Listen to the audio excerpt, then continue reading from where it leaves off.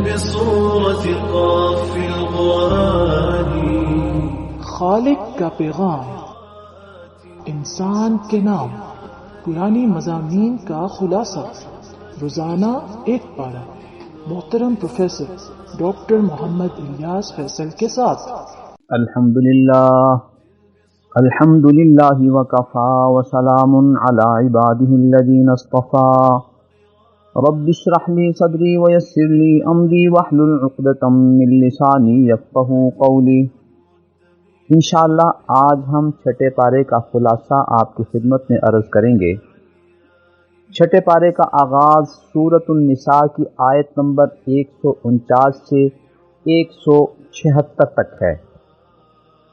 یہاں ہم ایک بات عرض کرتے چلیں کہ پورے قرآن کریم میں اللہ رب العزت نے عورتوں کی عزت افزائی کے لیے ایک ایسی صورت نازل فرمائی جس کا نام ہی عورتوں کی طرف منسوب ہے، اور اس کا نام سورۃ النساء ہے، عورتوں کی صورت۔ قرآن میں کسی صورت کا عورتوں کی طرف منسوب ہو جانا یہ ان کے لیے کتنا بڑا اعزاز ہے، جبکہ پورے قرآن کریم میں اس کے بالمقابل مردوں کے حوالے سے کوئی صورت نہیں ہے جس کا نام سورۃ الرجال ہو۔ اس سے واضح ہوتا ہے کہ اسلام نے، قرآن نے عورتوں کو کتنا مقام دیا ہے، کتنی عزت دی ہے۔ چھٹے پارے کا آغاز آیت نمبر 149 سے ہو رہا ہے۔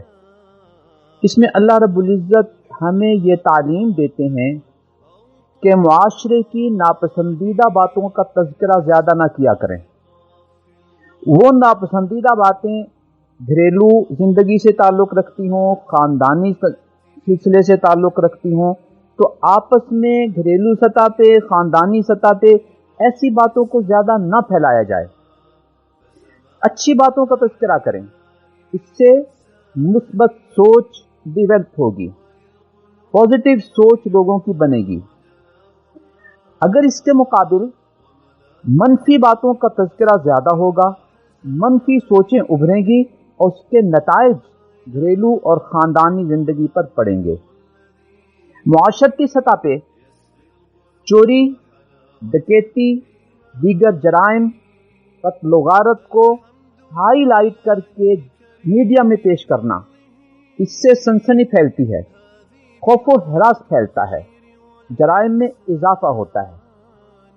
آپ نے غور کیا ہوگا کہ جب بھی اخبارات میں کسی جرم کا تذکرہ ہائی لائٹ ہوتا ہے، کسی بچے یا بچی سے زیادتی اور اس کے قتل کی خبریں نشر ہوتی ہیں، تو ان دنوں میں مزید ایسے بہت سے جرائم میڈیا میں آتے ہیں جن میں اسی کیفیت کے ساتھ جرائم کیے جا رہے ہوتے ہیں۔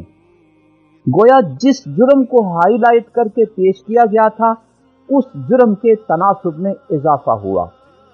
یہ ایک نفسیاتی کیفیت ہے جس کو اللہ رب العزت نے ہمیں اصلاح کی غرض سے بتا دیا۔ آج ہمارا میڈیا زرد میڈیا ہے، شام کی صحافت ہے، جو صرف اور صرف اپنی ریٹنگ بڑھانے کے لیے، معاشرے میں سنسنی پھیلانے کے لیے اس طرح کی خبروں کو ہائی لائٹ کرتا ہے، لیکن معاشرے پہ اس کے کیا منفی اثرات مرتب ہوتے ہیں اس سے ان کو کوئی غرض نہیں ہے۔ ایک دور تھا جب جرائم، چوری، قتل و غارت کا پھیلاؤ یہ سینما سے ہوتا تھا، کہ وہاں ایسی چیزیں دکھائی جاتی تھیں جن کو دیکھ کر جرائم پیشہ لوگ جرم کرنا سیکھتے تھے اور معاشرے میں فساد برپا کرتے تھے۔ اب یہ ذمہ داری میڈیا ادا کر رہا ہے۔ آج اگر ہم عرب ورلڈ اور یورپ کے میڈیا کو دیکھیں تو وہاں اس طرح کی منفی خبروں کا تناسب بہت محدود ہوتا ہے اور اس کو زیادہ ہائی لائٹ نہیں کیا جاتا یا بالکل ان کا ذکر ہی نہیں ہوتا۔ یہ صورتحال اللہ تعالیٰ نے نفسیاتی طور پر اس آیت نمبر 149 میں ہمیں بتائی ہے۔ ہاں، یہ فرما دیا کہ اگر کسی پر ظلم ہوا ہو تو پھر اس ظلم کی تلافی کے لیے اس ظالم کے ظلم کو ہائی لائٹ کرنا پڑے گا۔ آیت نمبر 150 سے 152 تک انبیاء و رسل پر ایمان لانے کی ترغیب دی گئی ہے اور ان میں کسی تفریق سے روکا گیا ہے۔ تفریق یہ ہے کہ کوئی یہ کہے نؤمن ببعض ونکفر ببعض، ہم بعض رسولوں پر تو ایمان لاتے ہیں لیکن بعض پر ایمان نہیں لاتے۔ اللہ تعالیٰ نے ایسے لوگوں کے بارے میں فرمایا اولئک هم الکافرون حقا، یہ پکے کافر لوگ ہیں۔ مثلا وہ یہودی جنہوں نے حضرت عیسیٰ علیہ السلام اور حضرت محمد الرسول اللہ صلی اللہ علیہ وسلم پر ایمان نہیں لایا، انہوں نے تفریق کی کہ پہلے رسولوں پر ایمان لائے، بعد کے رسولوں پر ایمان نہیں لائے۔ اسی طرح عیسائی جنہوں نے حضرت عیسیٰ علیہ السلام تک آنے والے انبیاء پر ایمان لایا لیکن حضرت عیسیٰ علیہ السلام کے بعد آنے والے حضرت محمد رسول اللہ صلی اللہ علیہ وسلم پر ایمان نہیں لائے، تو انہوں نے انبیاء میں تفریق کی، بعض پر ایمان لائے بعض پر ایمان نہیں لائے۔ اللہ نے ایسے لوگوں کو کافر کہا۔ اس کے مقابلے میں مسلمان کیا ہیں؟ والذین آمنوا باللہ ورسلہ، وہ اللہ پر ایمان لاتے ہیں، اللہ کے سارے رسولوں پر ایمان لاتے ہیں۔ اللہ ان کو انعام کیا دیں گے کہ اولئک سوف یؤتیہم اجورہم، ان کو ان کے اعمال کا بدلہ دیا جائے گا، ان کے اعمال اللہ کے ہاں قابل قبول ہوں گے۔ تو یوں مسلمان وہ وحدت کا نشان ہے کہ تمام انبیاء پر ایمان لاتے ہیں۔ اس کے بعد نبی اکرم صلی اللہ علیہ وسلم کی تسلی کے لیے یہودیوں کی کچھ کیفیات بیان کی گئیں کہ یہودیوں نے نبی اکرم صلی اللہ علیہ وسلم سے یہ مطالبہ کیا کہ آپ پر جو قرآن تھوڑا تھوڑا نازل ہوتا ہے آپ اس کو یک بارگی نازل کر کے ہمیں دکھائیں، پھر ہم آپ پر ایمان لائیں گے۔ نبی اکرم صلی اللہ علیہ وسلم فکر مند ہو جاتے تھے کہ اگر کتاب یک دفعہ آ جائے، یک بارگی آ جائے تو شاید اسلام قبول کر لیں اور جہنم سے بچ جائیں۔ اللہ رب العزت نے ان یہودیوں کی نفسیات بتاتے ہوئے نبی اکرم صلی اللہ علیہ وسلم کو تسلی دی کہ یہ وہ لوگ ہیں جنہوں نے ایک دور میں یہ کہا تھا کہ ارین اللہ جہرتن، اللہ ہمیں دکھا دو، اور اب یہ مطالبہ کر رہے ہیں کہ کتاب ہمارے سامنے نازل ہو۔ اللہ نے ان لوگوں کی نفسیات مزید بتائیں۔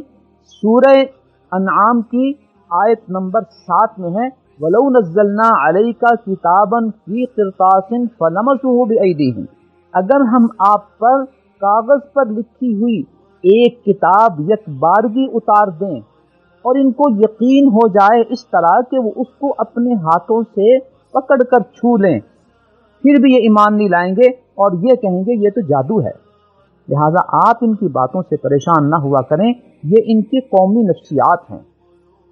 آگے اللہ رب العزت نے یہودیوں کے حوالے سے کچھ ان کے جرائم کی لسٹ وہ بیان کی کہ یہودی کون کون سے جرم کرتے چلے آئے ہیں اور اب بھی کون سا جرم کر رہے ہیں۔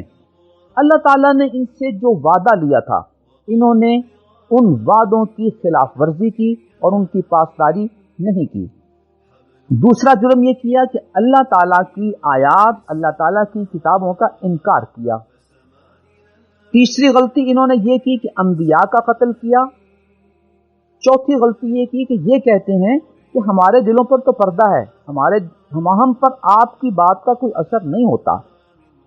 پانچویں غلطی یہ کی کہ سیدہ مریم علیہ السلام پہ بہتان ترازی کی اور ان کے کردار کو انہوں نے خراب کرنے کی اور خراب انداز میں پیش کرنے کی کوشش کی۔ چھٹے نمبر پہ حضرت عیسیٰ علیہ السلام کے قتل کا دعویٰ کیا کہ ہم نے ان کو قتل کر دیا ہے۔ ساتویں نمبر پہ یہ ظلم کرتے ہیں۔ نمبر 8 دوسروں کو اللہ کے رستے سے روکتے ہیں تاکہ وہ ہدایت پر نہ آ جائیں۔ نمبر 9 یہ سود خور لوگ ہیں۔ نمبر 10 لوگوں کا مال ناجائز طریقے سے کھاتے ہیں۔ یہ سارے کے سارے ان کے وہ جرائم تھے جن کی سزا اللہ تعالیٰ نے سورہ مائدہ کی آیت نمبر 13 میں یوں بیان کی کہ لعناہم، ان کے ان جرائم کی وجہ سے ان پر ہماری لعنتیں برستی ہیں، ہم نے ان کو اپنی رحمت سے دور کر دیا ہے۔ دوسری سزا یہ ہوئی کہ جعلنا قلوبہم قاسیہ، ان کے دل اتنے سخت ہو گئے ہیں کہ اب یہ حق کو قبول نہیں کرتے۔ تیسری سزا یہ ہوئی کہ حرمنا علیہم طیبات، بہت سی پاکیزہ چیزیں جو حلال تھیں سزا کے طور پر ہم نے ان پر حرام کر دیں۔ یہ وہ جرائم کی لسٹ ہے جو یہودی کیا کرتے تھے، اور ان جرائم کی وجہ سے وہ اللہ تعالیٰ کی رحمت سے دور ہو گئے۔ آج اگر ہم اپنے معاشرے کا احتساب کریں اور ان جرائم کی لسٹ کی روشنی میں اپنے آپ کو دیکھیں تو ہماری صورتحال کیا ہے؟ اگر انہوں نے اللہ سے کیے گئے وعدوں کی خلاف ورزی کی تو آج ہم انفرادی سطح پہ اپنا تجزیہ خود کریں کہ ہم وعدوں کی کتنی پاسداری کرتے ہیں اور وعدہ خلافی کتنی کرتے ہیں۔ اس کے ساتھ اگر ہم اس کو ذرا وسیع پیمانے پر دیکھیں تو ہم نے پاکستان کے آئین میں جو طے کیا تھا کہ پاکستان کا کوئی قانون قرآن و سنت کے خلاف نہیں بنے گا، تو یہ گویا ہم نے آئین میں وعدہ کیا تھا، اور ہمارے اقتدار والے لوگ وہ اس آئین پر حلف لیتے ہیں، لیکن حلف اٹھانے کے باوجود وہ اس وعدے کی کتنی پاسداری کرتے ہیں یہ ہم اور آپ پر مخفی نہیں ہے۔ نمبر 3، یہ یہودی انبیاء کو قتل کیا کرتے تھے۔ صرف انبیاء ہی کو نہیں بلکہ سورہ آل عمران کی آیت نمبر 21 میں یہ بتایا گیا کہ جہاں یہ وَيَقْتُلُونَ النَّبِيِّينَ بِغَيْرِ حَقٍ ہے کہ انبیاء کو قتل کیا کرتے تھے، وہیں وَيَقْتُلُونَ الَّذِينَ يَأْمُرُونَ بِالْقِسْطِ، جو انصاف کی بات کرتے ہیں یہ ان کو بھی قتل کیا کرتے تھے۔ وہ انبیاء کے علاوہ امت اور قوم میں سے بھی ہر حق کے علم بردار کو یہ قتل کر دیا کرتے تھے۔ اس صورتحال کی روشنی میں آج ہم اگر اپنے معاشرے کا تجزیہ کرتے ہیں تو ہمارے معاشرے میں حق گو شخص کو، سچ کی بات کرنے والے کو، انصاف کا علم بلند کرنے والے کو، انصاف کا کے طلبگار کے ساتھ کیا سلوک ہوتا ہے یہ ہم اور آپ پر مخفی نہیں ہے۔ اس کو بین الاقوامی ایجنسیاں یا ان کے لوکل کارندے وہ قتل کر دیتے ہیں یا قتل کروا دیتے ہیں اور حق کے رستے سے انہیں ہٹا دیتے ہیں۔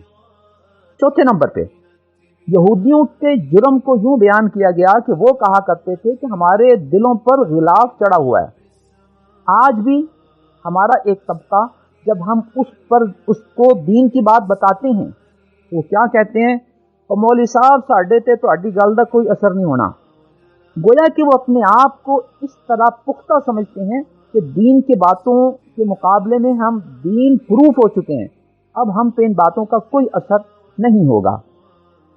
سیدہ مریم علیہ السلام کے بارے میں یہودیوں کا موقف یہ تھا کہ انہوں نے ان کے کردار پر انگلیاں اٹھائیں، جبکہ الحمدللہ اسلام میں حضرت مریم کا جو تصور پیش کیا گیا ہے وہ ایک عزت دار خاتون کا ہے، اور ہم مسلمان جب سیدہ مریم کا نام لیتے ہیں تو مریم علیہ السلام کہہ کے ان کے احترام کا اظہار کرتے ہیں۔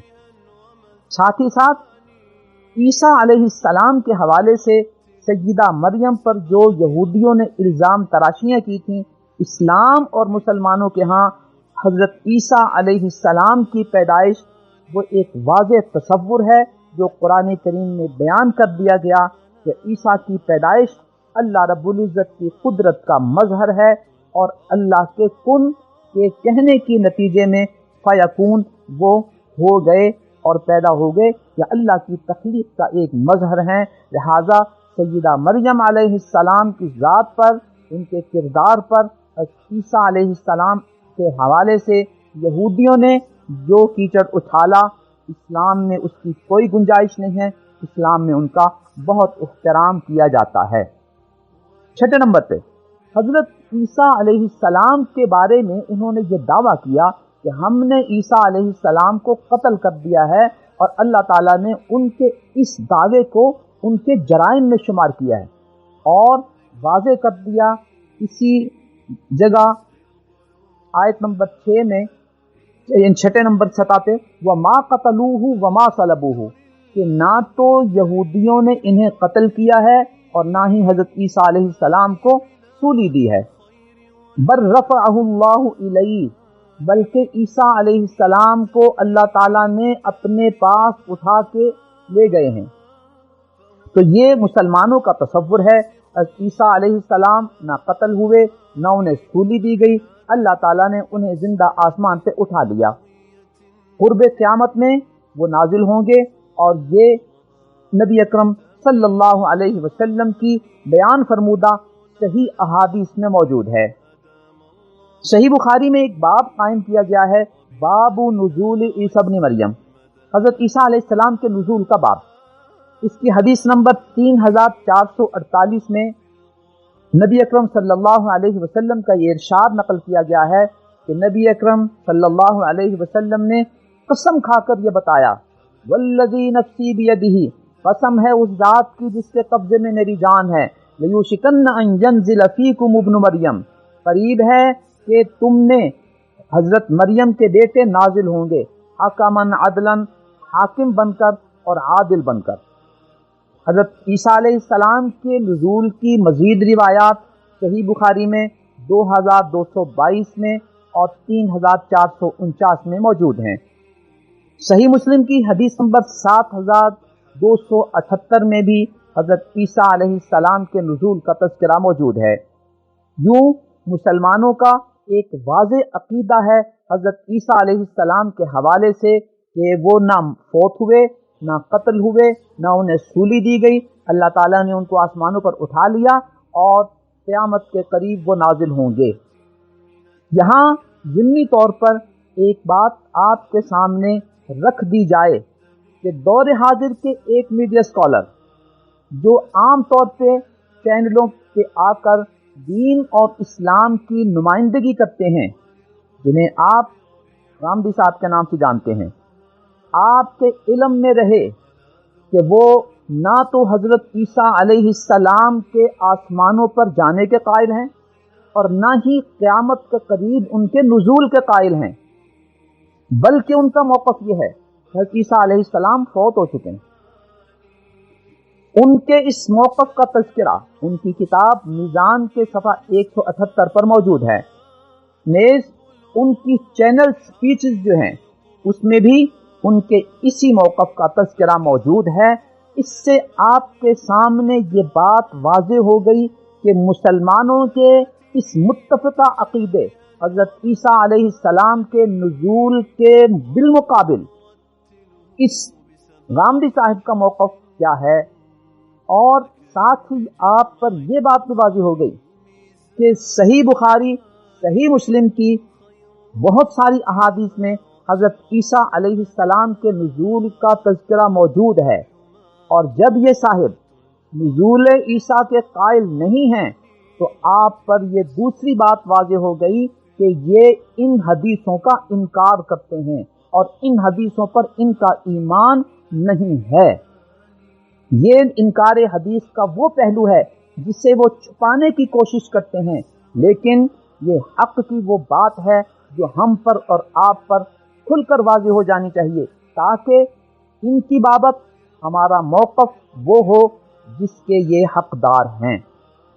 7ویں نمبر پہ اور 8ویں نمبر پہ یہودیوں کے جن جرائم کا تذکرہ کیا گیا، اس میں ان کے مظالم، دین کے رستے سے روکنا، سود خوری، ناجائز مال کھانا، یہ جرائم ان کے تھے جن کے نتیجے میں اللہ تعالیٰ نے انہیں اپنی رحمت سے دور کر دیا، ان کے دلوں کو سخت کر دیا۔ یہ جرائم کس طرح ہمارے معاشرے میں موجود ہیں، یہ قابل تصور صورتحال ہے، اور یہ ہم سب کے لیے لمحہ فکریہ ہے۔ اللہ تعالیٰ ہمیں اس سے بچائیں اور ہمیں صحیح رستے پر چلنے کی توفیق عطا فرمائیں۔ اس دلوں کی سختی کو اگر ہم آج ناپنا چاہیں کہ اللہ کی رحمت سے دور ہونا اور دلوں کو سخت ہو جانا۔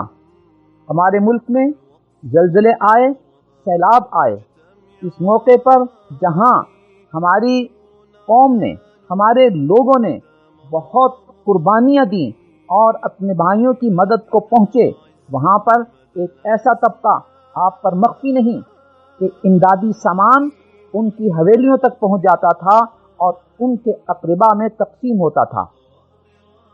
ہمیں دور جانے کی ضرورت نہیں، آج ہمارے ملک میں کرونا آیا ہوا ہے، اس موقع پر اس مجبوری کی کیفیت سے فائدہ اٹھاتے ہوئے کون کون ذخیرہ اندوزی کر رہا ہے یہ آپ پر مخفی نہیں ہے، اور صرف بڑے حضرات سے، بڑے لوگوں سے ہٹ کر ہر بزنس مین لوگوں کی مجبوری سے فائدہ اٹھاتے ہوئے لوگوں کو کتنی مہنگی چیزیں فراہم کر رہا ہے۔ یہ ساری باتیں ہم سب کے لیے لمحہ فکریہ ہیں۔ اللہ تعالیٰ نے تیسری سزا ان کو یہ دی کہ پاکیزہ چیزیں اور حلال چیزیں ان پر حرام کر دیں۔ ان پر تو وہ چیزیں حرام ہو گئیں، ان چیزوں سے محروم ہو گئے، لیکن یہ ہمارا ظالم طبقہ جو ان جرائم میں ملوث ہے، اس پر ان چیزوں سے محرومی کا ایک اور پہلو ہے جو آپ پر واضح ہو جانا چاہیے۔ اللہ تعالیٰ نے انہیں ایسی بیماریوں میں مبتلا کر دیا ہے کہ وہ اللہ تعالیٰ کی ان طیبات اور حلال چیزوں کو کھانے سے محروم ہیں اور ان سے فائدہ نہیں اٹھا سکتے۔ وہ گنتی کے اعتبار سے تو کروڑ پتی اور ارب پتی ہیں، ملینر ہیں، بلینر ہیں، لیکن پرہیزی کھانے کھاتے ہیں، اللہ تعالیٰ کی نعمتوں سے وہ محروم کر دیے گئے ہیں۔ سورہ نساء کی آیت نمبر 170 میں اللہ تعالیٰ نے پوری انسانیت کو مخاطب کرتے ہوئے حق کو قبول کرنے کی تعلیم دی ہے۔ یا ایھا الناس قد جاءکم الرسول بالحق من ربکم، تمہارے پاس اللہ کا سچا رسول آ چکا ہے، اب اس کی تعلیمات کو تسلیم کرنے میں اور ان پر عمل کرنے میں ہی تمہاری فلاح و بہبود ہے۔ آیت نمبر 171 میں اللہ تعالیٰ نے اہل کتاب کو یعنی یہود و نصارہ کو یہ تعلیم دی کہ لا تغلو فی دینکم، تم اپنے دینی معاملات میں غلو سے کام نہ لیا کرو۔ یہودیوں نے کیا غلو کیا کہ حضرت عزیر علیہ السلام کو اللہ کا بیٹا قرار دیا، اور ادھر دوسری طرف کیا زیادتی کی، حضرت مریم علیہ السلام پہ بہتان ترازیاں شروع کر دیں، اور عیسیٰ علیہ السلام کے حوالے سے انہیں کسی اور عمل اور تعلق کا نتیجہ قرار دے دیا۔ جبکہ عیسائیوں نے یہ زیادتی کی، یہ غلو کیا کہ اس صورتحال کے بالمقابل حضرت عیسیٰ علیہ السلام کو اللہ کا بیٹا قرار دے دیا اور ان کی عبادت کرنی شروع کر دی۔ یہ افراط و تفریط کی وہ کیفیت ہے جس سے اللہ تعالیٰ منع فرما رہے ہیں ان کو، اور ان کو اصلاح کی تعلیم دے رہے ہیں۔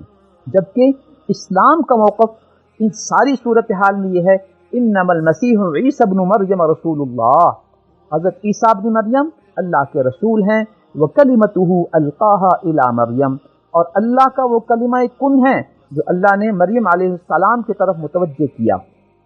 آگے فرمایا گیا ولا تقولوا ثلاثہ، یہ جو تم کہتے ہو کہ اللہ تین ہیں، یہ تین نہ کہا کرو، یہ بھی غلو ہے۔ انما اللہ الہ واحد، اللہ ایک ہی ہے، دو تین نہیں ہیں۔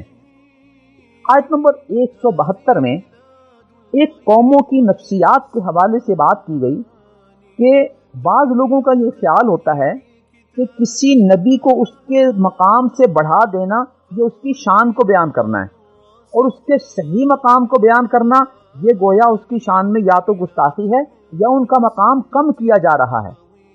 اللہ فرماتے ہیں کہ تم جو حضرت عیسیٰ علیہ السلام کے بارے میں غلو کر کے ان کو اللہ کا بیٹا کہہ رہے ہو اور معبود کہہ رہے ہو، وہ عیسیٰ تو خود اپنے بارے میں اللہ کا بندہ ہونے کے اعتراف میں کوئی عذر پیش نہیں کرتے تھے، انہیں اس پر کوئی انکار نہیں تھا۔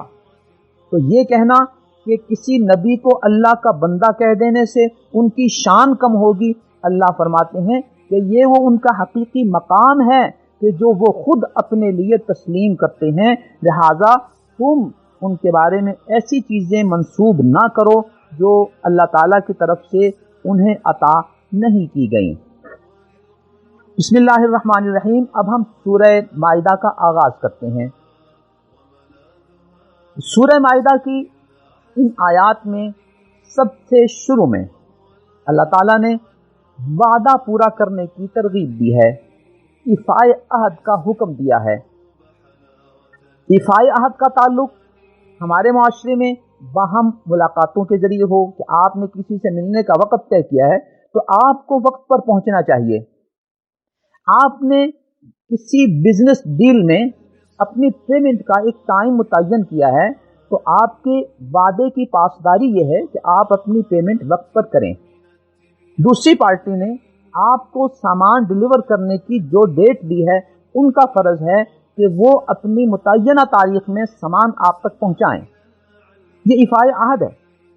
آپ نے کوئی کنسٹرکشن کی ذمہ داری لی ہے کہ فلاں تاریخ تک ہم آپ کا یہ کام مکمل کر دیں گے، تو ایفائے عہد یہ ہے کہ اب کام لینے کے بعد کام کو لٹکائیں نہیں بلکہ وقت پر پورا کر کے مالک کے سپرد کریں. یہ ایفائے عہد ہے. ہمارے معاشرے میں سیاستدان انتخابات کے موقع پہ جو وعدے کرتے ہیں، وعدے کرنے سے پہلے ان کو یہ سوچ لینا چاہیے کہ ہم اللہ تعالیٰ کی طرف سے ایفائے عہد کے مخاطب ہیں، ہمیں وعدے پورے کرنے ہیں. لہٰذا وہی وعدے لوگوں کے سامنے کریں جسے وہ پورا کر سکتے ہوں، اور جو وعدہ کر لیں اسے پورا کرنے کی کوشش کریں. یہ ایفائے عہد ہے. وہ لوگوں کے سامنے آسمان سے ستارے توڑنے والے وعدے نہ کریں کہ یہ کل کو پورے نہیں ہو پائیں گے. الغرض یہ کچھ مثالیں تھیں ایفائے عہد کی. یہ وہ تعلیمات تھیں جو اللہ تعالیٰ نے ہم مسلمانوں کو دی تھیں اور ہم اس کے علمبردار تھے.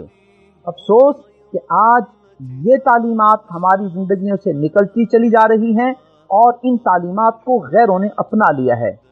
اب ہم ان کا حوالہ دیتے ہیں، میں فلاں ملک میں گیا تھا اور وہاں میں نے یہ وعدے کی پاسداری دیکھی. تو یہ گویا ہماری ہی وہ متاع گمگشتہ ہے جو ہمیں حاصل کرنی چاہیے.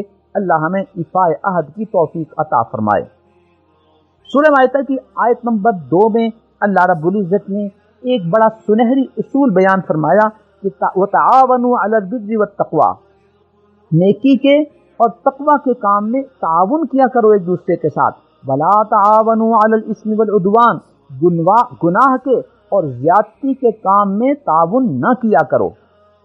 آج اگر ہم نے کسی سے تعاون کرنا ہے تو اس سے پہلے ہم سوچ لیں کہ یہ اچھا کام ہے یا برا کام ہے. اچھا کام ہے تو ہم تعاون کریں، اگر غلط ہے تو ہم رک جائیں. اللہ کے حکم کا یہ تقاضا ہے. ہمیں اپنے معاشرے میں اس شعور کو بیدار کرنا ہے کہ اللہ کا حکم کس طرح ہمارے ساتھ متوجہ ہے اور ہمیں کس چیز کا پابند کیا گیا ہے. آج اگر ہمارے معاشرے میں یہ شعور بیدار نہیں ہوگا تو نامعلوم کتنی طاقتیں ہمارے لوگوں کو غلط کام کے لیے منتخب کر کے لے جائیں اور ہمارے لوگ اس کے لیے تیار ہو جائیں. پہلی عالمی جنگ میں اگر ہم تاریخ پڑھیں تو ہمیں نظر آتا ہے کہ برٹش فوج کا ہراول دستہ ہندوستانی مسلمانوں کی فوج ہوا کرتی تھی، اور کتنے مقامات پر اس فوج کا آمنا سامنا مسلم افواج سے ہوا. تو یہ گویا ہمارے مسلمان بھائیوں نے اس وقت ایک گناہ اور زیادتی کے کام میں تعاون کیا جس سے اللہ ہمیں روکتے ہیں. ہمیں پچھلی صدی کی باتیں کرنے کی ضرورت نہیں. آج بھی اگر ہم اپنے معاشرے پہ غور کرتے ہیں تو ہمیں بڑی افسوسناک صورتحال نظر آتی ہے کہ ہمارے بہت سے پاکستانی نوجوان، ہمارے بہت سے مسلم نوجوان ایسی عالمی ایجنسیوں سے وابستہ ہیں یا ایسے خفیہ NGOs کے ساتھ کام کر رہے ہیں کہ جو ادارے، جو ایجنسیاں، جو NGOs اسلام اور پاکستان کے خلاف سرگرم ہیں، اور ہمارا نوجوان صرف ڈالر میں تنخواہ لینے کے لیے ان غلط کاموں میں، ملک دشمن سرگرمیوں میں ان اداروں کے ساتھ تعاون کر رہا ہے. اللہ تعالیٰ مسلم قوم کو یہ تعلیم دے رہے ہیں کہ نیک کاموں میں تعاون کیا کرو اور غلط کاموں میں تعاون نہ کیا کرو۔ سورہ مائدہ کی آیت نمبر 3 میں کچھ حلال حرام چیزوں کے حوالے سے ہمیں بتایا گیا کہ جو چیزیں تم پر حرام ہیں ان میں میتہ ہے۔ میتہ کہتے ہیں وہ جانور جو بغیر ذبح کیے مر جائے، چاہے وہ خود مر جائے بیماری کی وجہ سے، یا بجلی کا جھٹکا دے کے اسے مار دیا جائے۔ جیسے بعض ملکوں میں گوشت بنانے سے پہلے جانوروں کے مارنے کا یہ طریقہ ہے کہ بجلی کا جھٹکا دیا، اس کے بعد کھال اتاری اور گوشت بنا کے پیکنگ کی اور دوسرے ملکوں کو برآمد کر دیا، یا اس جانور کو گرم پانی میں پھینک دیا جائے، جیسے کہ بعض مرغیوں کے ساتھ ہوتا ہے کہ ان کو ذبح کرنے کی بجائے، وقت بچانے کی بجائے گرم پانی میں پھینکا اور چند سیکنڈ کے بعد ان کے پر اتار کے ان کی پیکنگ کی اور دوسرے ملکوں میں برآمد کر دیا۔ تو یہ سب میتہ کی قسمیں ہیں۔ الدم، جو خون بہتا ہوا کسی جانور سے نکل جاتا ہے، وہ استعمال کرنا، اس کو کھانا حرام ہے۔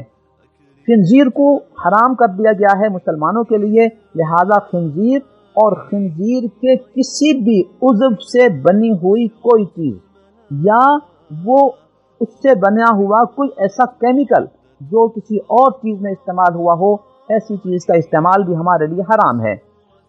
وما اہل بہ لغیر اللہ، جس کو اللہ کے علاوہ کسی اور کے نام پر ذبح کیا گیا ہو یا کسی اور کی طرف منسوب کر دیا گیا ہو، ایسے جانور یا ایسی چیز، ایسے صدقہ و خیرات کا استعمال، ایسی نظر و نیاز کا استعمال بھی اللہ نے ہم پر حرام کر دیا ہے۔ کوئی جانور جس کا گلا گھونٹ لیا گیا ہو اور وہ اس وجہ سے مر جائے، وہ بھی حرام ہے۔ کسی جانور کو چوٹ لگ جائے اور وہ مر جائے، کوئی مثلا پہاڑ سے گر گیا، کسی اونچی جگہ سے جانور گرا اور مر گیا، وہ بھی حرام ہے۔ وہ جانور جنہیں شرک کے مراکز پر اور غیر اللہ کی عبادت کے مراکز پر جا کے ذبح کیا جائے، اللہ فرماتے ہیں ایسے جانور بھی حرام ہیں۔ آج کے مشینی دور میں ہمارے لیے بڑی احتیاط کی ضرورت ہے۔ اس دور میں وقت کو بچانا اور پیسے کو کمانا، یہ ایک بنیادی مقصد ہے بڑی بڑی انٹرنیشنل کمپنیوں کا۔ وہ کیا کرتی ہیں کہ وہ کم سے کم لاگت کے ساتھ زیادہ سے زیادہ کمائی کرنے کے لیے اس طرح کے ذریعے اپناتی ہیں، جانوروں کو مارنا، اس کی کھال اتارنا، اس کو پیک کرنا، کہ جس میں حلال حرام کا زیادہ اہتمام نہیں رہتا۔ اس میں بجلی کے جھٹکے سے مارنا اور آگے پیک کر دینا، گرم پانی میں پھینکنا، آگے اس کو پیک کر دینا، یا کوئی اور ایسے ذرائع جو شرعی ذبح نہیں ہے، یہ سب کچھ کر کے اس قیمے اور گوشت کو پیک کر کے ہمارے پاس بڑی ایک خوبصورت پیکنگ میں بھیج دیا جاتا ہے۔ اگر آپ نیٹ پہ ایسی ویڈیوز دیکھیں تو آپ محسوس فرمائیں گے کہ زندہ جانور کو مشین میں ڈالا اور اس کا قیمہ بنا کے وہ پیک کر کے دوسرے ملکوں میں بھیج دیا۔ اس لیے خاص طور پہ کرسچین ممالک سے جو گوشت ہمارے ملکوں میں درآمد ہوتا ہے، اس کے بارے میں ہمیں بڑی سوچ بچار کر کے اس کو استعمال کرنا چاہیے۔ آگے اللہ رب العزت اسلام اور دین کے حوالے سے ہمیں یہ بتاتے ہیں کہ الیوم اکملت لکم دینکم۔ یہ سورہ مائدہ چونکہ تمام صورتوں میں سے آخر میں نازل ہونے والی صورت ہے، اس میں اللہ فرماتے ہیں کہ میں نے آج تم پر تمہارا دین مکمل کر دیا۔ وَرَضِيتُ لَكُمُ الْإِسْلَامَ دِينًا، اور تمہارے لیے اسلام کو بطور دین میں نے پسند کر لیا ہے۔ اب تمہارا دین اسلام ہے، یہی میرا پسندیدہ دین ہے، اس کے علاوہ کوئی اور دین میرے ہاں پسندیدہ نہیں ہے۔ اسی لیے سورہ آل عمران کی آیت نمبر 85 میں اللہ نے واضح فرما دیا وَمَن يَبْتَغِي غَيْرَ الْإِسْلَامِ دِينًا فَلَن يُقْبَلَ مِنْهُ، جو اسلام کے علاوہ کسی اور دین کو لے کر اللہ کے ہاں آئے گا، اللہ فرماتے ہیں ہرگز وہ اس سے قبول نہیں کیا جائے گا۔ لہذا اس صورتحال میں جو تقریب ادیان کی بات کی جاتی ہے کہ جی وہ بھی چلو کچھ نہ کچھ کسی اللہ کو تو مانتے ہیں نا، وہ بھی کسی دھرم کو تو مانتے ہیں، وہ بھی کسی کی پوجا تو کرتے ہیں نا، تو شاید وہ بھی اللہ کے ہاں قابل قبول ہو۔ نہیں، اللہ کا واضح اعلان ہے، اب نبی خاتم حضرت محمد رسول اللہ صلی اللہ علیہ وسلم کی نبوت کو تسلیم کرنا، قرآن کو ماننا، قرآن و حدیث کی تعلیمات پر عمل کرنا، اس دین پر عمل پیرا ہونا، یہی نجات کا ذریعہ ہے۔ اس کے علاوہ کوئی نجات نہیں ہے، کوئی دین اللہ کے ہاں قابل قبول نہیں ہے۔ سورہ مائدہ کی اس آیت میں یہ واضح پیغام دے دیا گیا ہے۔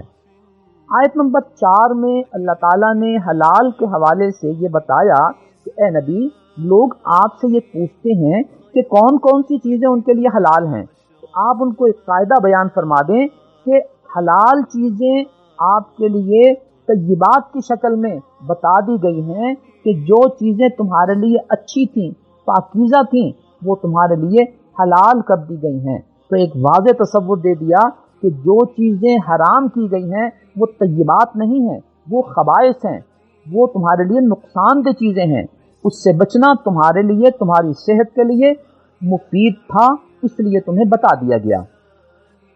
یہاں حلال چیزوں میں ایک اور چیز بتا دی گئی اور مسئلہ واضح کر دیا گیا کہ اگر تم نے کوئی شکاری جانور پالا ہوا ہے اور اس کی تم نے تربیت کی ہوئی ہے، تو ایسے شکاری جانور کو بھیجنے سے پہلے اگر تم نے بسم اللہ پڑھ لی اور اس نے کسی حلال جانور کا شکار کر لیا تو یہ بھی تمہارے لیے حلال ہے۔ اب اس کے شکاری ہونے کی نشانی کیا ہے کہ وہ اس جانور کو پکڑے اور پکڑ کر آپ کے پاس لے آئے، یا جانور کو پکڑ کر وہیں ٹھہر جائے، یا اس کو مار کے ٹھہر جائے، اس کو کھائے نہیں۔ تو گویا وہ تربیت یافتہ شکاری جانور ہے۔ آپ نے چونکہ اس کو بھیجنے سے پہلے بسم اللہ پڑھ لی تھی تو وہ حلال جانور آپ کے لیے حلال ہے، چاہے آپ نے وہاں جا کر اس کو زندہ حالت میں چھری سے ذبح نہ بھی کیا ہو۔ اس آیت نمبر 4 میں اللہ تعالیٰ نے ہمیں بتا دیا۔ ہاں البتہ اگر وہ جانور جس کو ہم نے بھیجا ہے اس طرح کا ہو کہ وہ شکار کرے اور خود کھانے لگ جائے، اس کا مطلب ہے کہ وہ صحیح تربیت یافتہ نہیں ہے۔ اس میں پھر شرط ہی ہوتی ہے کہ اگر آپ جلدی سے وہاں پہنچ جائیں اور پہنچ کر وہ جانور کو دیکھیں، اگر وہ زندہ ہے تو اس کو ذبح کر دیں، اس کے گلی پہ چھری پھیر دیں، تو وہ جانور آپ کے لیے حلال ہو جائے گا۔ یہ مسئلہ اس آیت میں بتا دیا گیا۔ دوسری بات یہ بتائی گئی کہ اہل کتاب کا کھانا تمہارے لیے حلال ہے۔ یہاں اہل کتاب کے کھانے سے وہ کھانا مراد ہے جو انہوں نے اپنے صحیح تعلیمات کے مطابق ذبح کیا ہے۔ اب چونکہ ہر دین میں ذبح کرنے کا طریقہ وہی تھا کہ ذبح اللہ کے نام پر ہوگا اور گلے پہ چھری پھیری جائے گی، تو وہ اہل کتاب جو جانور کو اپنی صحیح تعلیمات کے مطابق ذبح کر کے کھا رہے ہوں تو وہ کھانا آپ کے لیے بھی جائز ہے۔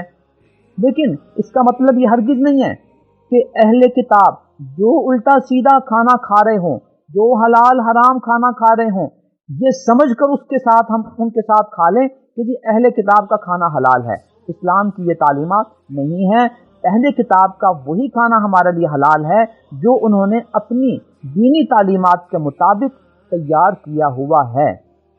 چھٹے نمبر پہ اللہ تعالیٰ نے نماز کی تیاری کے لیے وضو کرنے کی ترغیب دی ہے اور اس میں 4 چیزوں کے دھونے کا ذکر کیا ہے۔ چہرے کو دھونا، ہاتھوں کو کونیوں تک دھونا، سر کا مسح کرنا اور پاؤں کو دھونا۔ یہ 4 چیزیں وضو کے فرائض ہیں۔ اگر ان میں سے کوئی ایک چیز نہ ہو یا کسی ایک جگہ میں کچھ حصہ خشک رہ جائے تو وضو نہیں ہوگا۔ آگے اللہ تعالیٰ نے غسل کا ذکر کیا ہے اور غسل کے حوالے سے احادیث شریفہ میں غسل کے 3 فرض بیان کیے گئے ہیں کہ جس پر غسل فرض ہو جائے اسے چاہیے کہ وہ اچھی طرح کلی کرے، اچھی طرح ناک میں پانی ڈالے اور پھر پورے جسم پر اس طرح پانی بہائے کہ اس کے جسم کا کوئی حصہ خالی یا خشک نہ رہے۔ اگر کسی کو پانی میسر نہیں ہے تو اس کو تیمم کی سہولت بتا دی گئی ہے۔ تیمم کہتے ہیں کہ آپ کسی بھی پاک مٹی پر اپنے دونوں ہاتھ پھیریں اور ان ہاتھوں کو اپنے منہ پر پھیر لیں، پھر ان دونوں ہاتھوں کو زمین پاک مٹی پہ لگائیں اور اس کو دائیں بائیں ہاتھ پر پھیر لیں۔ یہ تیمم ہے۔ اگر کسی کو وضو کی ضرورت ہو، پانی دستیاب نہ ہو تو تیمم کر کے نماز پڑھی جا سکتی ہے، حتیٰ کہ اگر کسی شخص کو غسل فرض کرنا ہے اور اس کے پاس پانی نہیں ہے تو اس کو بھی اتنا ہی تیمم کرنا ہے جو بتا دیا گیا، چہرے اور ہاتھوں پر مٹی کا پھیرنا۔ یہاں ایک بڑی دلچسپ چیز میں آپ کے سامنے عرض کروں گا کہ قرآن کریم نے جہاں جہاں اقیموا الصلاۃ و آتوا الزکاۃ کا حکم آتا ہے، تو ہمارا ایک ملحد طبقہ یہ کہتا ہے کہ یہاں صلاۃ سے مراد وہ عبادت اور نماز نہیں جو یہ لوگ کرتے ہیں، جو مسلمان کرتے ہیں، اس سے مراد اقامت صلاۃ کا نظام قائم کرنا ہے۔ تو یہاں ہم ان سے پوچھتے ہیں کہ اللہ تعالیٰ نے سورہ مائدہ کی اس آیت نمبر 6 میں یہ ارشاد فرمایا، یا ایھا الذین آمنوا اذا قمتم الی الصلاۃ، اے ایمان والو جب تم نماز کے لیے کھڑے ہونے لگو، کھڑے ہو جاؤ، نماز پڑھنے لگو، فاغسلوا وجوہکم وایدیکم الی المرافق، تو اس وقت اپنے چہرے کو دھوو، اپنے ہاتھوں کو دھوو، سر کا مسح کرو، پاؤں دھوو۔ تو یہاں نماز کے لیے وضو کرنے کی ترغیب دی گئی ہے، تو وہ نماز جس کے لیے وضو ضروری ہوتا ہے اور ان 4 اعضاء کو دھونا ضروری ہوتا ہے، ذرا آپ ہمیں یہ تو بتائیں یہاں کون سا اقامت صلاۃ کا وہ نظام قائم ہو رہا ہے جس کے قائم ہونے کے بعد معاشرے میں آپ کے بقول یہ چیزیں سامنے آئیں گی۔ یہاں 100% یہ کہنا پڑتا ہے کہ یہاں وہی عبادت، وہی نماز ہے جو ہم وضو کر کے پڑھتے ہیں۔ بعض ملحدین اور منکرین حدیث یہ کہتے ہیں کہ صلاۃ سے مراد ورزش کرنا ہے، تو جائیں آپ ورزش کیا کریں۔ تو ان کو بھی آپ پوچھ سکتے ہیں کہ یہاں جس صلاۃ کا حکم دیا گیا ہے، جس نماز اور عبادت کا حکم دیا گیا ہے، اس کے لیے وضو کرنا، چہرہ، ہاتھ، سر دھونا، سر کا مسح کرنا، پاؤں کو دھونا، یہ جس نماز کا حکم دیا گیا ہے یہ کون سی ورزش ہو سکتی ہے؟ الغرض یہ آیت آپ کے ذہن میں رہنی چاہیے۔ اس سورت کی آیت نمبر 8 میں اللہ تعالیٰ نے ایک بڑا خوبصورت ارشاد ہمیں بتایا کہ وَلَا يَجْرِمَنَّكُمْ شَنَآنُ قَوْمٍ عَلَىٰ أَلَّا تَعْدِلُوا، کسی قوم سے اگر تم ناراض ہو تو ان کی ناراضگی کی وجہ سے، ان سے بغض کی وجہ سے یہ ایسا نہ ہو جائے کہ تم ان کے ساتھ انصاف اور عدل نہ کرو۔ تمہیں ہر حال میں انصاف کرنا ہے، چاہے اپنا ہو، پرایا ہو، موافق ہو، مخالف ہو۔ اس اصول کی روشنی میں اگر ہم اپنے معاشرے کو دیکھیں تو اگر کسی کی باہمی دشمنی ہے اور ایسے شخص کو فیصلے کا موقع مل جائے تو اس کی کوشش یہ ہوتی ہے کہ اپنوں کے حق میں فیصلہ کرے اور دشمنوں کے خلاف فیصلہ کرے۔ یہ اللہ تعالیٰ کے اس حکم کی خلاف ورزی ہے۔ ہم ہر حال میں عدل و انصاف کے ساتھ حکم کرنے کے پابند ہیں، چاہے ہمارا مد مقابل ہمارا حامی ہو یا ہمارا مخالف ہو۔ اس صورتحال کو اگر تھوڑا سا آپ وسیع پیمانے پہ سوچتے ہیں تو معاشرے میں ہمیں ایک اور پہلو نظر آتا ہے جو قابل اصلاح ہے۔ اگر کوئی پارٹی حکومت میں آ جاتی ہے تو وہ اپنے اداروں کو استعمال کرتی ہے کہ مخالف پارٹی پر گھیرا تنگ کیا جائے، ان پر دباؤ کو بڑھایا جائے اور ان کے خلاف فیصلے کیے جائیں، فیصلے کرائے جائیں۔ یہ بھی گویا کسی طبقے کے ساتھ ناراضگی کی وجہ سے، مخالفت کی وجہ سے عدل و انصاف کا دامن چھوٹ رہا ہوتا ہے۔ یہ صورتحال جب آپ دیکھتے ہیں تو آپ کو کسی دور میں کم نظر آتی ہے، کسی دور میں زیادہ نظر آتی ہے۔ آگے اللہ تعالیٰ نے مزید تاکید کے لیے ارشاد فرمایا، اعدلوا هو اقرب للتقوی، عدل و انصاف کرو، یہ تقوی کے زیادہ قریب ہے۔ یہ جملہ انصاف کے جن دروازوں پر لکھا ہوا ہوتا ہے، اس کا مقصد یہ ہوتا ہے کہ اس دروازے سے داخل ہونے والے کو یاد دہانی رہے کہ اللہ تعالیٰ کا حکم عدل و انصاف کے حوالے سے کیا ہے اور ہمیں عدل و انصاف کے فیصلے کرنے ہیں۔ اللہ ہمیں ہر سطح پر اس حکم کی پابندی کی توفیق عطا فرمائیں، آمین۔ اس سورت کی آیت نمبر 12 میں اللہ تعالیٰ نے یہودیوں سے ایک وعدہ لیا۔ اس وعدے کی تفصیلات اس آیت نمبر 12 میں بتا دی گئی ہیں۔ پہلی بات یہ تھی کہ نماز کو قائم کرنا ہے جو ان کے دور میں تھی۔ نمبر 2، زکوٰۃ کی ادائیگی کرنی ہے۔ نمبر 3، ان سے وعدہ لیا گیا تھا کہ اللہ کے جو بھی رسول آئیں گے تم نے ان سب کو ماننا ہے، تفریق نہیں کرنی، کسی کو مانو اور بعد میں آنے والے کو کسی وجہ سے نہ مانو، یہ وعدہ لیا گیا تھا۔ چوتھے نمبر پہ ان سے یہ وعدہ لیا گیا تھا کہ رسولوں پر ایمان لانے کے ساتھ ساتھ تم نے ان کے ساتھ عملی تعاون بھی کرنا ہے، ان کے ساتھ چلنا ہے۔ پانچواں حکم یہ دیا گیا تھا کہ صدقہ خیرات کا اہتمام کرنا ہے۔ گویا زکوٰۃ تو ایک واجب صدقہ ہے، ایک واجب حکم ہے، اس کے علاوہ بھی اللہ کے راہ میں خرچ کرنا ہے۔ لیکن جب انہوں نے ان چیزوں کی پابندی نہیں کی تو اللہ تعالیٰ نے سزا کیا دی، وہ اس آیت نمبر 12 میں بتا دی گئی کہ لعناہم، ہم نے ان پہ لعنت کی اور ہم نے انہیں اپنی رحمت سے دور کر دیا۔ اگر وہ ان اصولوں کی پاسداری کرتے تو ہم نے ان سے کیا وعدہ کیا تھا؟ ہم تمہیں جنت دیں گے، ہم تمہارے گناہ معاف کر دیں گے، مغفرت کریں گے۔ تو آج یہی وہ وعدے ہم سے بھی لیے گئے، ہم ان وعدوں کی کتنی پاسداری کرتے ہیں یہ ہم میں سے ہر شخص اپنی اپنی سطح پہ اپنا احتساب کرے تو اس کو معلوم ہو جائے گا۔ اللہ تعالیٰ کے وہی وعدے، وہی جزا، وہی ثواب ہماری طرف متوجہ ہے کہ اگر تم ان وعدوں کی پاسداری کرتے ہوئے ان چیزوں پہ عمل کرو گے اللہ کی جنت ملے گی، اللہ کی مغفرت ملے گی، اور عمل نہیں کرو گے تو اللہ کی رحمت سے دور ہو جاؤ گے۔ اس صورت کی آیت نمبر 14 میں اللہ رب العزت سے احکام خداوندی کی دوری کا ایک نتیجہ بیان کیا گیا ہے کہ اہل کتاب کے ایک طبقے سے اللہ تعالیٰ نے وعدہ لیا کہ تم نے ان چیزوں کی پاسداری کرنی ہے، لیکن اللہ فرماتے ہیں کہ جب انہوں نے اس وعدے کی پاسداری نہیں کی تو ہم نے انہیں سزا کیا دی؟ ہم نے سزا ان کو یہ دی کہ اغرینا بینہم العداوۃ والبغضاء الی یوم القیامہ، ہم نے ان میں باہمی دشمنی اور باہمی بغض و عناد وہ ڈال دیا اور وہ قیامت تک ان میں رہے گا۔ گویا اللہ رب العزت کے احکامات سے دوری کی جو سزا ملتی ہے وہ باہمی دشمنی، باہمی بغض کی شکل میں ملتی ہے۔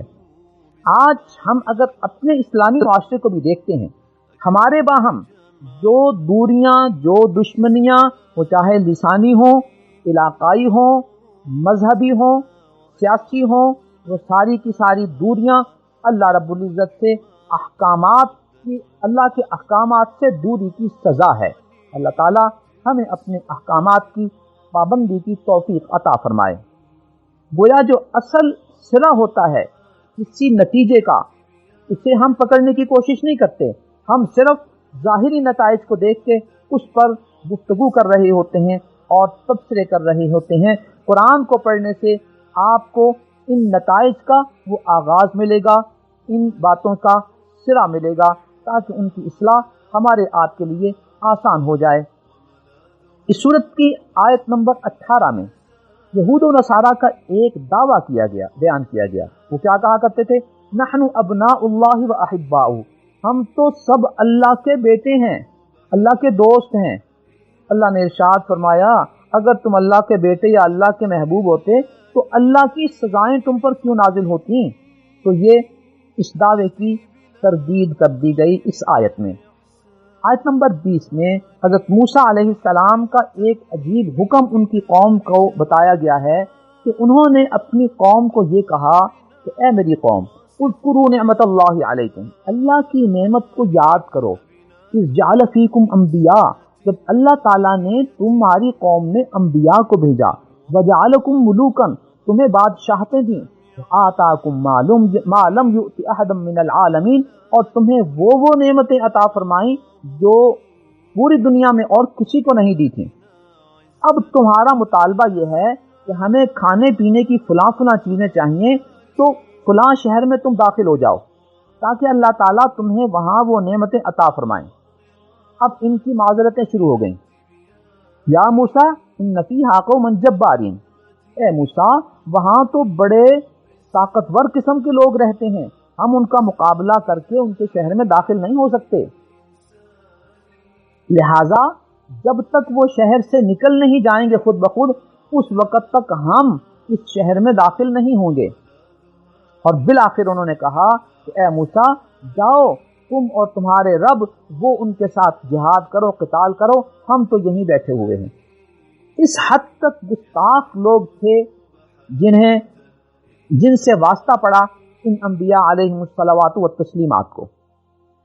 اللہ کا لاکھ لاکھ احسان ہے، اللہ تعالیٰ نے حضرت محمد الرسول اللہ صلی اللہ علیہ وسلم کی صحابیت کے لیے جن عظیم لوگوں کو چنا، ان کا ایک موقف اگر آپ کے سامنے پیش کر دیا جائے تو آپ کو اندازہ ہوگا جنگ بدر کے موقع پہ جب نبی اکرم صلی اللہ علیہ وسلم نے مشورہ کیا صحابہ و انصار سے کہ آپ بتائیں آپ کا کیا مشورہ ہے اس وقت جنگ اور جہاد کرنے کے حوالے سے، تو صحابہ اکرام رضوان اللہ تعالی علیہم اجمعین نے بڑی ہی ہمت اور جرأت کے ساتھ یہ ارشاد فرمایا کہ یا رسول اللہ صلی اللہ علیہ وسلم آپ آگے بڑھیں، ہم آپ کے ساتھ ہیں، اگر آپ ہمیں حکم دیں کہ اس سمندر میں چھلانگے لگا دو تو ہم سمندر میں چھلانگے لگا دیں گے۔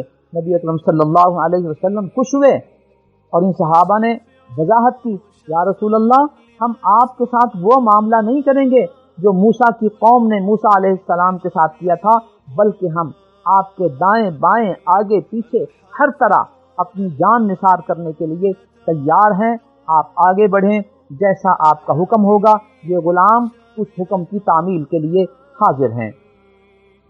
آیت نمبر 27 میں اللہ تعالیٰ نے حضرت آدم علیہ السلام کے دو بیٹوں کا ایک واقعہ ذکر کیا ہے۔ تاریخ کی کتابوں میں ان دو بیٹوں کا نام حابیل و قابیل ہے۔ ان کے باہم کچھ اختلاف ہو گیا۔ بعض اسرائیلی روایات کہتے ہیں کہ حضرت آدم علیہ السلام کی اولاد میں شادی کا یہ نظام تھا کہ آدم علیہ السلام کا تعلق حضرت حوا علیہ السلام سے ہوتا تھا، اس کے نتیجے میں جو بچے پیدا ہوتے ایک لڑکا ہوتا ایک لڑکی ہوتی، تو اس بھائی اور بہن کا رشتہ یوں ہوتا کہ اگلی پیدائش میں جس لڑکے اور لڑکی کی پیدائش ہوتی تو پہلی پیدائش کا لڑکا دوسری پیدائش کی لڑکی اور اس کے برعکس دوسری شادی کر دی جاتی تاکہ ایک ہی دفعہ پیدا ہوئی لڑکا اور لڑکی آپس میں شادی نہ کریں بلکہ دوسرے وطن سے پیدا ہوئی لڑکی اور لڑکے کی شادی ہو جائے۔ اب حابیل کی شادی قابیل کی بہن سے ہونی تھی، لیکن قابیل کی اپنی بہن حابیل کی بہن سے زیادہ خوبصورت تھی، تو وہ یہ چاہتا تھا کہ میری شادی میری بہن سے ہو جائے۔ حضرت آدم علیہ السلام نے ان کو بتایا کہ اللہ کی شریعت، اللہ کا قانون اس کی اجازت نہیں دیتا۔ جب اس نے اصرار کیا تو آدم علیہ السلام نے سمجھانے کے لیے اسے کہا کہ چلو تم اپنی اپنی قربانی پیش کرو۔ اس دور میں قربانی کی قبولیت کی نشانی یہ ہوتی تھی کہ آسمان سے ایک آگ آتی تھی اور اس قربانی کو جلا دیتی تھی۔ حابیل و قابیل نے اپنی اپنی قربانی پیش کی تو حابیل کی قربانی قبول ہو گئی، جس کا مطلب یہ تھا کہ حابیل کا موقف صحیح ہے اللہ رب العزت کے ہاں، قابیل کا موقف غلط ہے۔ جب قابیل کے لیے یوں فیصلہ نہیں ہوا تو اس نے حابیل کو قتل کرنے کی سازش کی تاکہ میں اس کی بہن سے شادی کرنے کی بجائے اپنی ہی بہن سے شادی کروں، اور بالآخر اس نے دھمکی دی۔ حابیل نے کہا اگر تم مجھے قتل کرنا چاہو گے تو میں تمہیں قتل نہیں کروں گا، اس لیے کہ اس سے میں کم از کم اس عذاب اور سزا سے بچ جاؤں گا جو قتل کی سزا ہوتی ہے۔ قابیل نے حابیل کو قتل کر دیا۔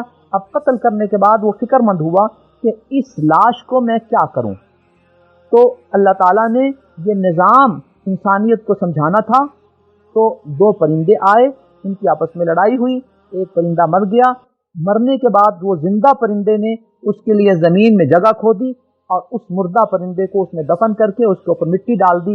اس سے قابیل کو یہ بات سمجھ آئی کہ مجھے بھی اپنے بھائی کی لاش کو اس طرح دفن کر دینا ہے۔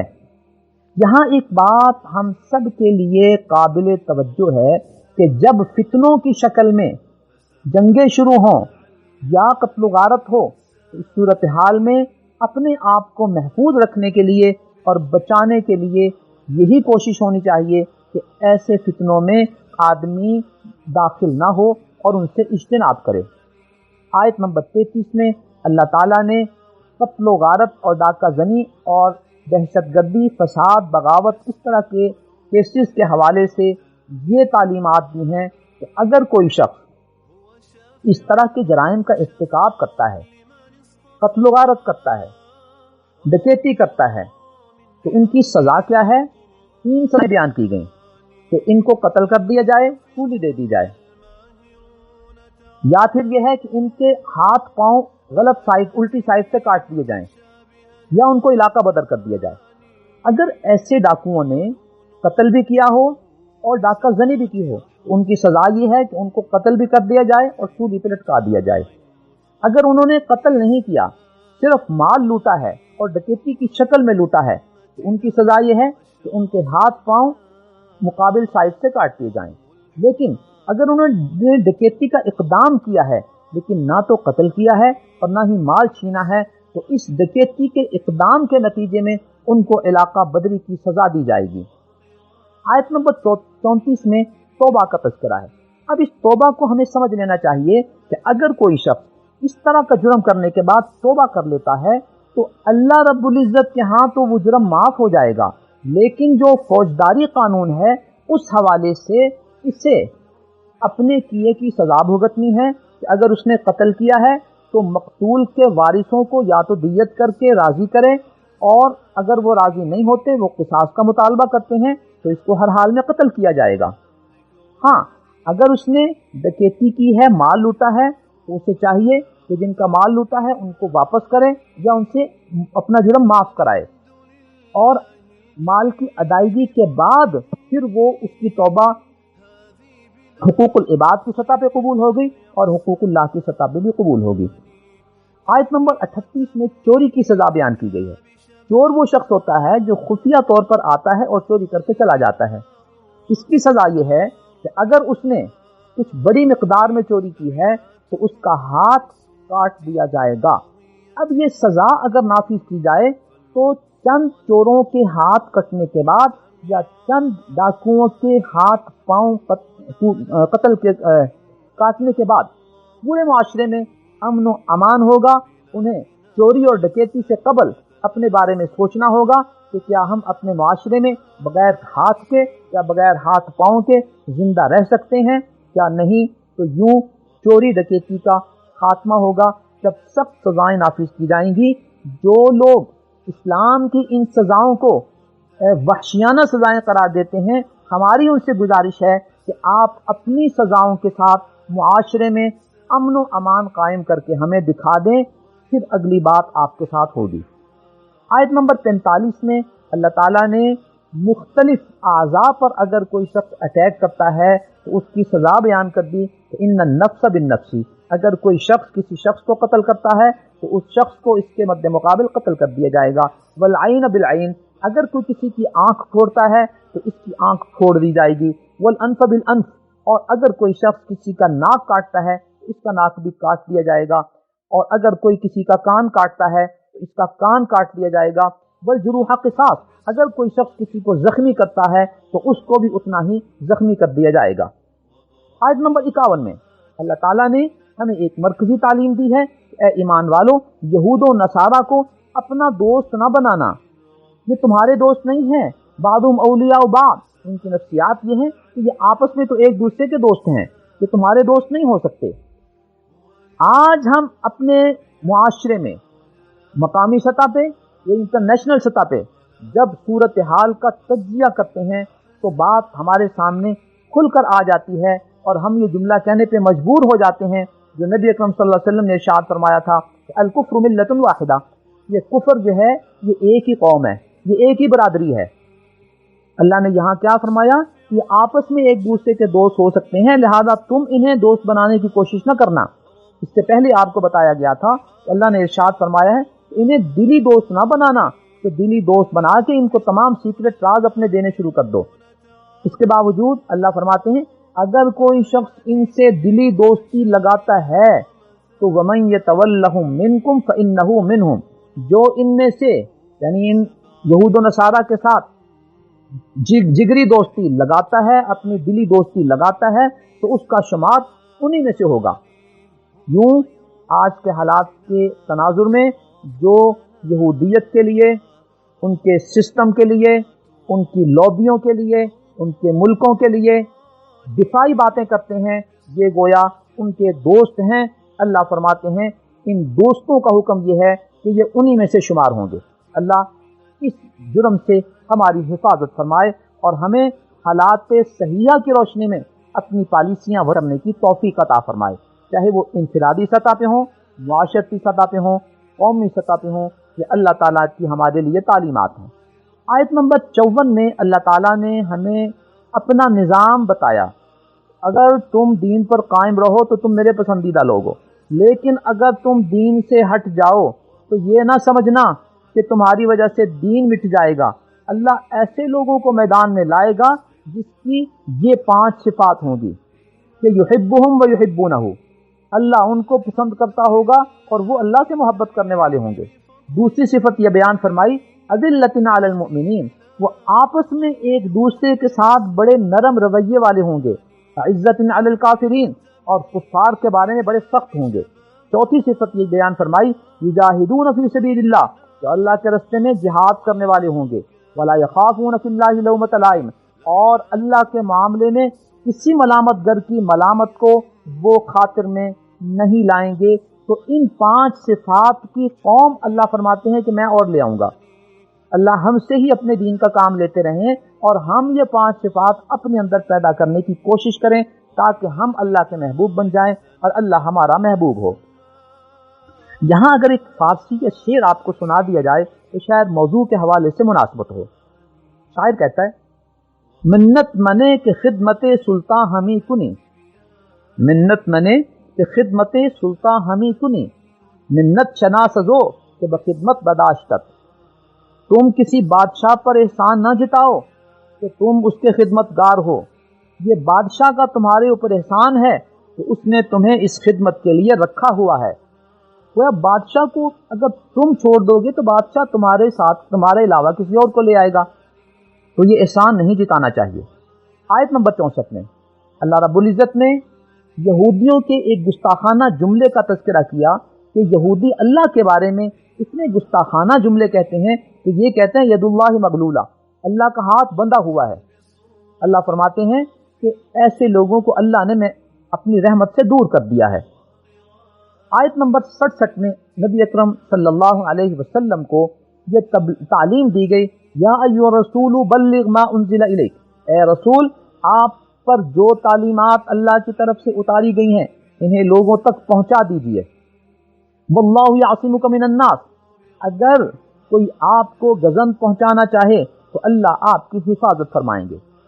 اس آیت کے نزول سے قبل نبی اکرم صلی اللہ علیہ وسلم کی حفاظت اور سیکیورٹی کے لیے گھر کے باہر بھی اور سفر کے دوران بھی اور خیمے کے پاس بھی حفاظت کرنے والے صحابہ کرام موجود ہوتے تھے، لیکن جب یہ آیت نازل ہوئی کہ اللہ آپ کی حفاظت فرمائیں گے تو اس آیت کے نزول کے بعد نبی اکرم صلی اللہ علیہ وسلم نے اپنے محافظین اور اپنی سیکیورٹی کو بتا دیا کہ اب آپ چھٹی جائیں، اللہ نے میری حفاظت کا ذمہ لے لیا ہے۔ نبی کے مشن کے علم بردار آج بھی ان کو یہ چاہیے کہ اللہ کے پیغام کو لوگوں تک صحیح شکل میں پہنچائیں اور اپنی حفاظت کے لیے انہیں اسی طرح اپنے محافظین سیکیورٹی گارڈ رکھنے ہیں جس طرح نبی اکرم صلی اللہ علیہ وسلم نے رکھے ہوئے تھے، تاں کہ اللہ کا حکم نازل ہوا کہ اب آپ کی حفاظت اللہ کے ذمے ہے۔ اب ہمارے لیے تو اللہ کا وہ وعدہ نہیں ہے براہ راست، لہٰذا ہمیں نبی اکرم صلی اللہ علیہ وسلم کی اس ابتدائی زندگی کی طرح اپنے سیکیورٹی گارڈ رکھنے چاہیے، اپنی حفاظت کا انتظام کرنا چاہیے۔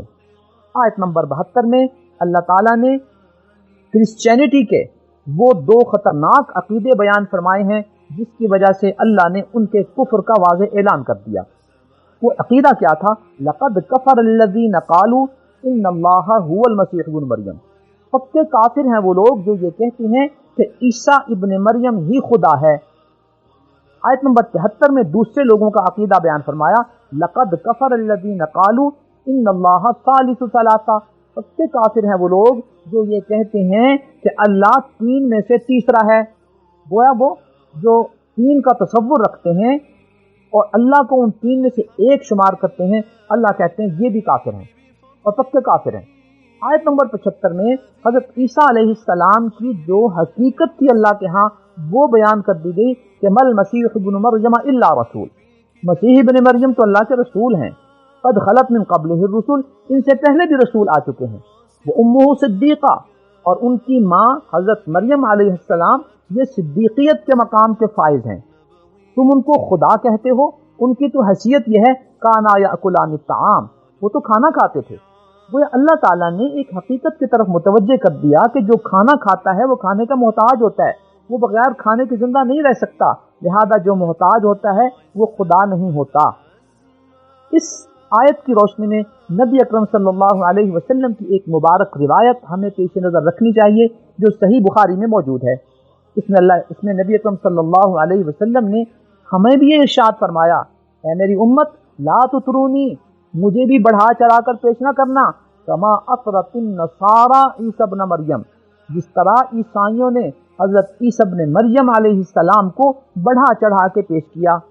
لہذا ہمیں نبی اکرم صلی اللہ علیہ وسلم کا وہ عظیم مقام اپنے عقیدے میں بھی رکھنا ہے اور اسی کو بیان کرنا ہے جو اللہ رب العزت نے بیان فرما دیا کہ یہ میرے بھیجے ہوئے وہ رسول ہیں، اور نبی اکرم صلی اللہ علیہ وسلم نے ارشاد فرمایا کہ میں تمام بھیجے ہوئے رسولوں کا سردار ہوں، آپ پورے رسولوں کے سردار ہیں اور پوری مخلوق میں سب سے افضل ہیں۔ اللہ کے بعد اگر کسی شخصیت کا مقام ہے تو بعد از خدا بزرگ تو یہ قصہ مختصر، اللہ کے بعد نبی اکرم صلی اللہ علیہ وسلم کا مقام ہے، لیکن اللہ اللہ ہیں، نبی نبی ہیں، اللہ خالق ہیں، نبی مخلوق ہیں۔ نبی کو الوہیت کے مقام پہ فائز کرنا، یہ ان کے مقام و منصب کو اس طرح بڑھانا ہے جس طرح عیسائیوں نے بڑھایا تھا۔ اللہ ہمیں اس سے محفوظ فرمائے۔ آیت نمبر 78 میں اللہ تعالیٰ نے یہودیوں پر لعنت کے جو اسباب بیان کیے وہ یہ تھے کہ کانوا لا یتناہون عن منکر فعلوہ، کہ وہ برے کام سے ایک دوسرے کو روکتے نہیں تھے، اس وجہ سے اللہ تعالیٰ نے انہیں اپنی رحمت سے دور کر دیا اور ان سے لعنت نازل کی۔ تو ہمیں اپنے معاشرے میں اصلاح کے لیے اچھی بات کا حکم دینا ہے، بری باتوں سے روکنا ہے، اور یہ نہیں کہنا کہ جی ہمیں کیا لگے، ہر ایک کی اپنی پرسنل لائف ہے، ہم اس کو آزادی دیتے ہیں وہ جو مرضی کریں۔ ہمیں اصلاح کے غرض سے، ہمدردی کے جذبے سے صحیح بات اپنے بھائی کو بتانی ہے، سمجھانی ہے، محبت سے، پیار سے۔ آیت نمبر 82 میں اللہ تعالیٰ نے یہودیوں کی نفسیات بیان کر دی کہ لَتَجِدَنَّ أَشَدَّ النَّاسِ عَدَاوَةً لِلَّذِينَ آمَنُوا الْيَهُودِ، پورے انسانوں میں مسلمانوں کے سب سے بڑے اور کٹر دشمن وہ یہودی ہیں۔ تو جب اللہ خالق نے اپنی مخلوق کو، امت اسلامیہ کو یہ بتا دیا کہ پورے انسانوں میں سب سے زیادہ دشمن تمہارے یہودی ہیں، تو پھر ایسے دشمن کو دوست سمجھنا، ایسے دشمن کو دوست بنانے کی کوشش کرنا، یہ خام خیالی کے علاوہ کچھ نہیں۔ یہ تھا چھٹے پارے کا مختصر خلاصہ۔ اللہ تعالی ہمیں قرآنی تعلیمات سے وابستہ رکھے اور اس کی روشنی میں اپنی زندگی کی اصلاح کرنے کی ہمیں توفیق عطا فرمائے۔ آمین۔